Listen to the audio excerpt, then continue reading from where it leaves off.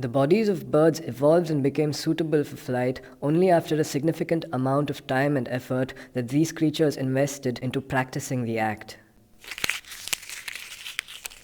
The prerequisites for any creature learning to fly is firstly to have an inborn aspiration for it, and secondly to have an intuitive understanding of its operation.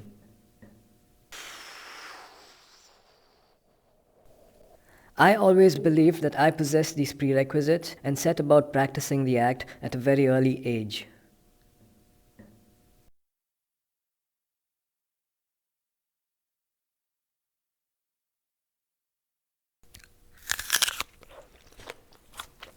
Before I was taught Newton's law about what makes an apple fall to the ground, I owned a rubber ball that bounced.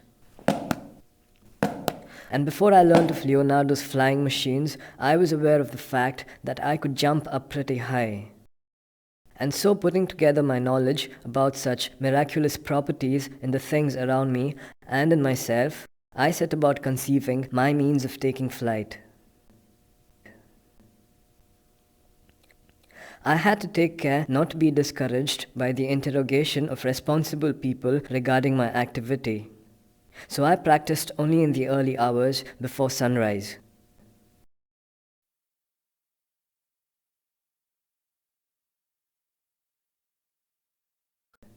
My method was fairly simple but required rigorous practice in order to be mastered.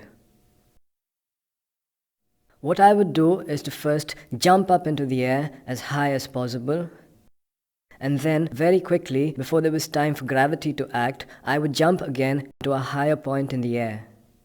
And so with a series of leaps, each following the preceding in rapid succession, I would manage to elevate myself well off the ground. The ability to fly naturally brought with it the gift for understanding the language of birds. When the neighborhood cockerel crowed, I would immediately understand what he meant. The neighborhood cock was basically putting into a nutshell his explanations for having washed his wings off the whole aviation business. His arguments would induce in me an unbearable sense of vertigo.